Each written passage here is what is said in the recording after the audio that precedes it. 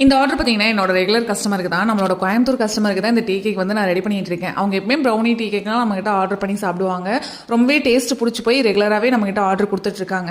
இன்னைக்கு அவங்க பார்த்தீங்கன்னா ½ kg வெனிலா டீ கேக் தான் நம்மகிட்ட ஆர்டர் கொடுத்துருந்தாங்க. கூடவே வந்து டேட்ஸ் அண்ட் வால்நட் எல்லாம் கொஞ்சம் அதிகமாக போட்டு வந்து கேட்டிருந்தாங்க. ஸோ அவங்க கேட்ட மாதிரியே நானும் வந்து டீ கேக் ½ kg சூப்பராக வந்து ரெடி பண்ணிட்டேன். அவங்க நம்மகிட்ட ஆர்டர் பண்ணுறதுக்கான 2 விஷயம் என்னன்னா, நம்ம ஃபர்ஸ்ட் ஹோம்மேடாக வந்து ப்ரிப்பேர் பண்ணி கொடுக்குறோம். மோஸ்ட்லி எந்த ப்ரிசர்வேட்டிவுமே நம்ம யூஸ் பண்ண மாட்டோம்.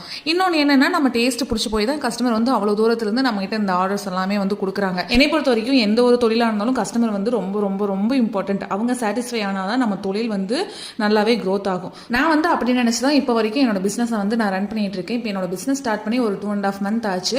இந்த 2.5 monthல கஸ்டமர் சாட்டிஸ்ஃபைட் ஆனாங்க அப்படின்னா ரொம்ப ரொம்ப ஹாப்பி. இல்லை ஏதாவது எங்கிட்ட குறை இருக்குன்னு சொன்னாங்கனாலும் அதை நான் வந்து எப்பவுமே திருத்திக்கிறதுக்கு தயாராக தான் இருக்கேன். நல்ல பொருளாக கொடுக்கும்போது கண்டிப்பாக கஸ்டமர்ஸ் எல்லாம் வந்து நம்பி வாங்குவாங்க. ஸோ அவங்க நம்பிக்கையை வந்து சம்பாரிச்சாலே போதும், கண்டிப்பாக நம்மளோட பிசினஸ் வந்து நல்லாவே க்ரோத் ஆகும்.